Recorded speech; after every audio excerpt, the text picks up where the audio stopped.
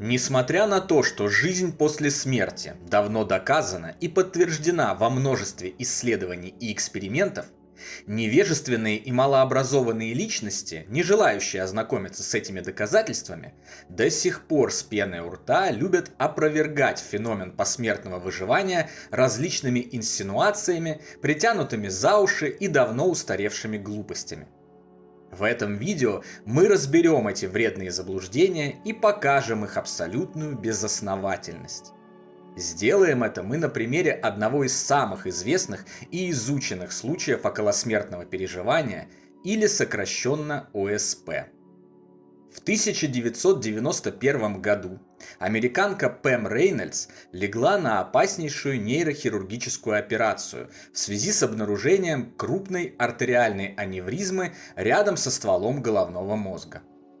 В связи со сложностью ситуации и труднодоступностью аневризмы, доктор Роберт Спецлер, создавая план действий, решил применить продвинутую хирургическую методику – операцию с остановкой сердца. Во время таких операций сердцебиение и дыхание пациента принудительно останавливаются. Тело охлаждается до 16 градусов по Цельсию, а кровь отводится от головы. Глаза заклеиваются лентой, а в уши вставляются затычки с динамиками. Динамики издают громкие щелчки, позволяющие убедиться, что электроэнцефалограмма плоская, то есть мозг не функционирует. Во время операции Пэм испытала почти все составляющие классического околосмертного переживания и затем поделилась своим опытом с общественностью. Она вышла из тела, наблюдала за действиями врачей и слушала их разговоры. Запомнила специфические медицинские приборы, например, дрель для трепанации черепа, которую до того никогда не видела. Узнала о возникшей у персонала проблеме. Ее артерии были слишком узкими для инъекций, и медсестра получила указание от доктора попробовать с другой стороны, то есть войти в артерию на другой ноге. Пэм чувствовала себя в полном сознании, несмотря на то, что находилась под общей анестезией. Видела, слышала и чувствовала все более ясно, чем обычно. Она испытала чувство полного комфорта и удовлетворения, которые нарастали по мере развития ее ОСП. В какой-то момент Пэм прошла по темному туннелю, увидела свет и почувствовала, что ее что-то притягивает, но вовсе не против ее воли. Она поддалась притяжению, потому что ей этого захотелось. Почувствовала, что ее затягивает некий водоворот. Затем она попала в яркий свет. В ярком свете она увидела несколько фигур, включая ранее умерших бабушку и дядю. Они обрадовались ей, но предостерегли ее от дальнейшего движения, поскольку иначе ей будет уже не вернуться в свое тело. Умершие родственники чем-то подпитали Пэм, однако это была не пища, а какое-то сверкающее вещество. Она почувствовала в себе новые силы и отказалась возвращаться. Тем не менее, дядя Пэм вывел ее из туннеля на сторону физического мира. Она увидела свое тело, но не захотела возвращаться в него, оно выглядело мертвым и испугало ее. Дядя подтолкнул Пэм, и она вернулась в тело. При возвращении в тело ей показалось, что она прыгнула в бассейн с ледяной водой. Затем Пэм проснулась и услышала, как в операционной зазвучала песня «Отель Калифорния» группы The Eagles. Когда об этом удивительном и подтвержденном со всех сторон ОСП стало известно, скептики и материалисты яростно кинулись его опровергать, применяя для этого все накопленные и имеющиеся у них инструменты и объяснения, как они делают это в любом другом случае ОСП годами и десятилетиями.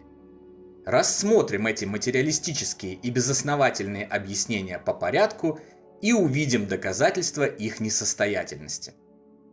Опровержение первое. Галлюцинации. Самое излюбленное материалистическое опровержение ОСП у скептиков – это галлюцинации. Если перед ними появляется нечто пока неведомое, и они не могут это объяснить, как они это называют научно, они немедленно включают эту их любимую байку про галлюцинации, чем и закрывают любую возможность изучить вопрос нормально. В данном случае околосмертных переживаний скептики утверждают, что якобы умирающий мозг просто галлюцинирует и видит фантастические картинки так называемых потусторонних областей. Галлюцинации – это всегда абстрактный набор бессвязных картин, чаще всего навязчивых, страшных и пугающих. Они отличаются от человека к человеку и никогда не бывают одинаковыми. Это известно любому врачу, специализирующемуся на заболеваниях нервной системы. Это известно любому пациенту, который когда-либо галлюцинировал. Они абсолютно не похожи на то, что видят проходящие через ОСП люди. Очень последовательную цепь событий, в целом совпадающую с тем, что видят другие люди, побывавшие за гранью во время ОСП, включая и Пэм Рейнольдс. Но самое главное, чтобы видеть галлюцинации, нужно, чтобы работало то, что, по мнению скептиков, отрицающих автономность сознания и независимость его от мозга, их видит. То есть должен быть функционирующий мозг, который и продуцирует эти галлюцинации. Но в момент ОСП мозг не функционирует. Он не снабжается кровью и полностью отключен. Энцефалограмма выдает ровную прямую линию, свидетельствуя об отсутствии какой-либо активности в мозге. Раз отключен мозг, значит и галлюцинаций никаких быть не может. Мозг Пэм Рейнольдс не функционировал. Это подтверждается показаниями врачей, проводивших операцию, и энцефалограммы, выдававшей ровную прямую линию на протяжении всей операции. А значит, никаких галлюцинаций она видеть не могла. Опровержение второе. Нехватка кислорода. Кислородным голоданием скептики объясняют ОСП не реже, чем галлюцинациями. Кровь не поступает в мозг, а значит, туда не поступает и кислород. Все же ясно, как божий день. Этим и вызывается ОСП. Шах и мат вам, верящие в жизнь после жизни. Это объяснение давно и безнадежно устарело. Исследования в лабораторных условиях, когда испытуемым снижали количество поступающего в организм кислорода, подтвердили, что это не приводит к возникновению ОСП. Более того, это снижает ясность сознания, вызывает заторможенность и спутанность мышления, в отличие от ОСП, когда оно, наоборот, проясняется и люди начинают ощущать все более реально, чем в жизни. Пэм в ходе своего ОСП также обнаружила кристально четкую ясность сознания. Ощущала, видела и слышала все гораздо реальнее, чем то, к чему она привыкла на протяжении жизни в физическом мире. Невозможно объяснить кислородным голоданием и так называемые разделенные ОСП, когда родственники умирающих видят то же самое, что их находящиеся на смертном одре любимые. Они вполне здоровы, находятся в ясном сознании и не могут испытывать никакой нехватки кислорода. О феномене разделенных ОСП мы подробно говорим в отдельном видео на нашем канале. Обязательно посмотрите его. Опровержение третье. Туннельное зрение. Возникающие во время ОСП ощущения прохождения через темный туннель скептики объясняют эффектом туннельного зрения и приводят в пример летчиков, которые испытывают этот эффект на больших высотах и скоростях в условиях высоких перегрузок или той же нехватки кислорода. Чтобы понять, насколько глупо и притянуто за уши это опровержение, достаточно пообщаться с любым летчиком, хотя бы однократно испытавшим состояние туннельного зрения. Сразу же становится очевидно, что оно совершенно не похоже на то, что видят люди во время ОСП. Туннельное зрение – это лишь сужение его границ темной областью вокруг остающегося пятна, в котором работающими физическими глазами продолжают обозреваться происходящие вокруг события. Пэм Рейнольдс во время своего ОСП видела туннель, но кроме него она также видела все остальное, от операционной до потусторонних областей вполне нормальным, полноценным и даже более ясным, чем обычно, зрением. Ее физические глаза при этом не работали, были закрыты и заклеены, а значит не могли ничего видеть. Единственное, что объединяет туннельное зрение и картину туннеля, наблюдающегося во время ОСП, это только само слово «туннель». Но, к огромному сожалению скептиков, этого недостаточно, чтобы объяснить ОСП какими-либо физическими процессами. Опровержение четвертое. Медикаменты. Вводящиеся во время операции медикаменты могут объяснить ОСП, ведь многие из них приводят к галлюцинациям и изменяют состояние сознания. Выдвигают следующее объяснение ОСП скептики и материалисты. Во-первых, ОСП возникают как в операционных, так и вне их, когда о введении каких-либо медикаментов не идет и речи. И при этом они все похожи друг на друга. Женщина, находящаяся в операционной и получающая анестезию, видит то же самое, что и зажатая в груди искореженного металла жертва автокатастрофы или падающий с обрыва альпинист. Во-вторых, исследования этого вопроса показали, что наличие медикаментов в том или ином случае с реанимацией, наоборот, снижает частоту ОСП, так как медикаменты затуманивают сознание и, возможно, приводят к потере памяти о пережитом трансцендентальном опыте. В-третьих, снова невозможно объяснить разделенные ОСП, поскольку родственники умирающего не получают никаких медикаментов в момент, когда наблюдают выход души из тела и сопровождают своих любимых до черты. В случае ПЭМ скептики вообще противоречат сами себе и выглядят смехотворно. С одной стороны, когда у них совсем кончаются аргументы, они говорят, что просто анестезия в тот раз плохо подействовала, и ПЭМ подслушала разговоры медицинского персонала о ее венах, а затем бессовестно лгала в целях обретения мировой славы. С другой, они тут же утверждают, что именно анестезия и вызвала ее ОСП. Не слишком ли огромна эта сова, натягиваемая на глобус? Особенно учитывая, что ни нехваткой анестезии, ни ее перебором не объяснить то, что ПЭМ видела медицинские приборы и их применение с закрытыми пленкой глазами.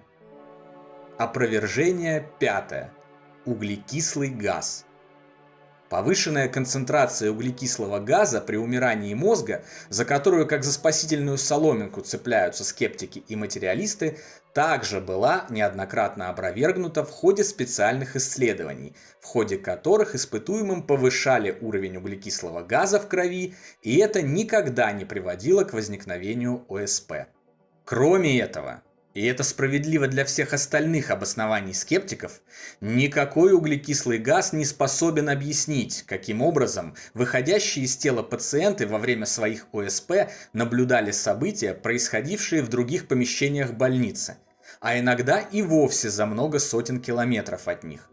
Так, например, известен нашумевший случай, когда женщина, находившаяся без сознания на операции, покинула тело, парила в воздухе, посещала другие комнаты и увидела теннисную туфлю на подоконнике одного из помещений больницы, которую никак не могла увидеть, находясь в физическом теле. Позже эту информацию проверили, и она подтвердилась. Еще один случай описан доктором Гнездиловым, о котором я рассказывал ранее в другом видео. Одна из его пациенток во время ОСП вышла из тела и отправилась к себе домой, где наблюдала свою дочь в платье в горошек, но не смогла с ней заговорить. Также она видела упавшую, закатившуюся под ковер ложку, которую домочадцы не смогли найти. Позже Гнездилов зашел к родным пациентке, и вся озвученная ей информация подтвердилась. И платье в горошек было, и ложка нашлась под ковром. Известно множество случаев, когда находившиеся без сознания пациенты получали во время ОСП информацию, которую они никак не могли знать ранее. От известия о смерти их родных и близких, пока они были на операции, до расположения определенных мест, в которых они никогда не бывали. Смотри, например, книгу Джорджа Ричи «Вернуться из завтрашнего дня» и другую литературу по ОСП в ссылках в разделе о канале. Опровержение шестое. Действие природных обезболивающих. В экстренных ситуациях мозг выделяет природные обезболивающие – эндорфины и кетамин, которыми скептики пытаются объяснить механизм ОСП и наличие чувств удовольствия, комфорта и эйфории. Последний фейерверк мозга. Так они называют этот процесс и опровергают им потусторонний характер ОСП. Дело в том, что как только реанимированный пациент возвращается в тело, лежащее в операционной или на месте катастрофы, он сразу же начинает испытывать боль, тогда как эффект от обезболивающих длится обычно несколько часов.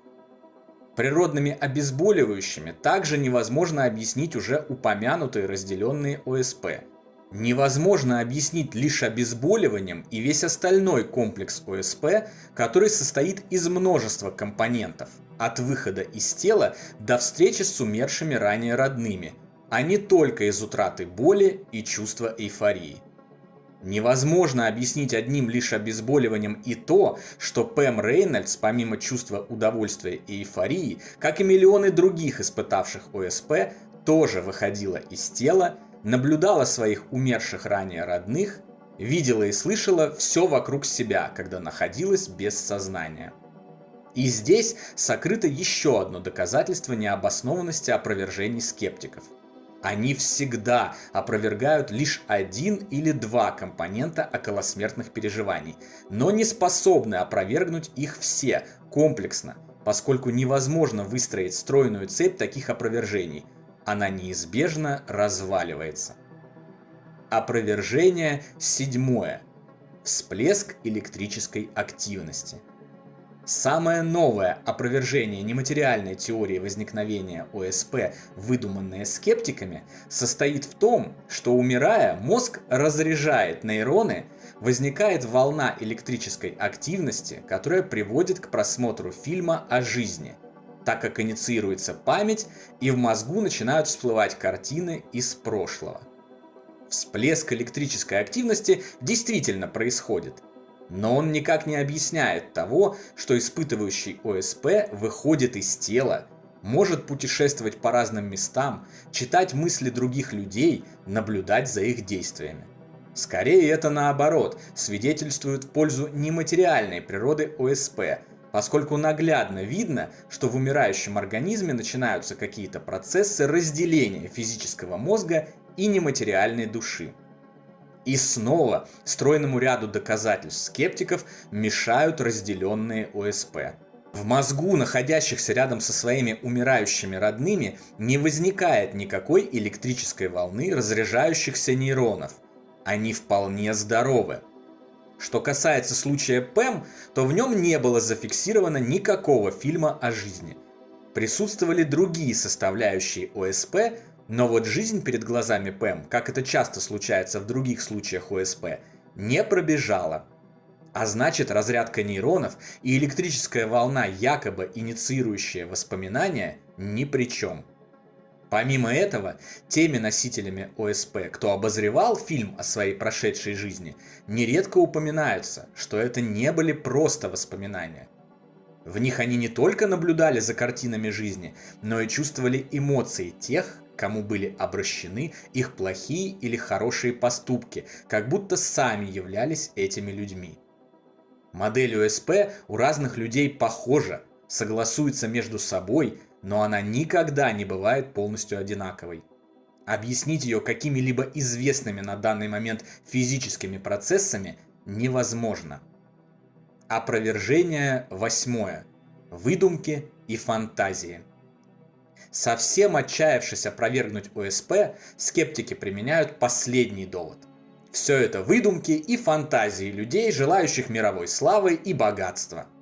Пэм Рейнольдс же просто подслушала о том, о чем разговаривал медицинский персонал перед тем, как уснуть, и затем воспроизвела это в многочисленных интервью и телепередачах. Но дело в том, что ОСП фиксируется человечеством уже на протяжении нескольких тысяч лет. А многие люди, рассказывающие о них, желают остаться анонимными, наоборот, не желая прослыть сумасшедшими в материалистически настроенном обществе.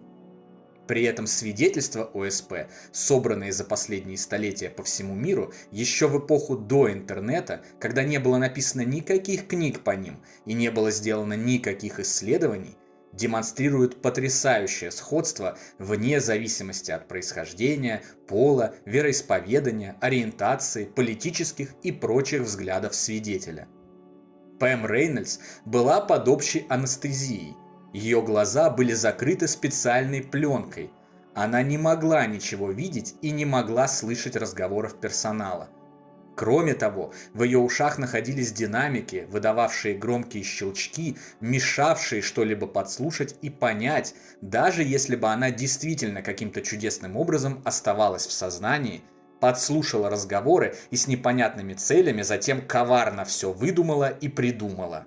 В данном случае должна врать не только Пэм, но и все врачи, присутствовавшие на операции, и остальной медицинский персонал, задействованный на ней. А это, согласитесь, уже за гранью разумного. Да и всем нам известно, что определенные люди, чьи взгляды расходятся со взглядами других, в неспособности своей грамотно аргументировать и обосновывать свою позицию, всегда опускаются до обвинений во лжи, жажде славы и популярности ради заработка уже подсчитанных ими миллиардов. Но это только лишь потому, что они судят по себе и не способны понять, что большинству людей не нужны ни миллиарды, ни мировая слава, а самыми большими ценностями представляются правда, достоинство, добро и любовь.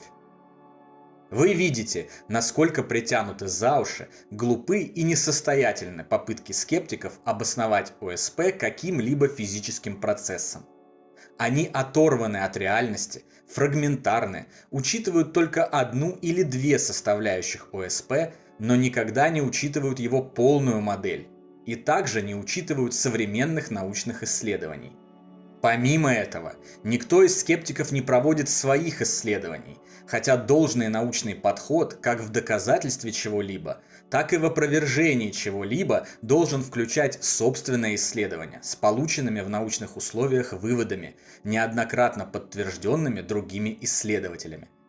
У сторонников нематериальной теории ОСП таких исследований в изобилии, проведенных в разные годы и даже века в разных частях света с применением разных методов и инструментов.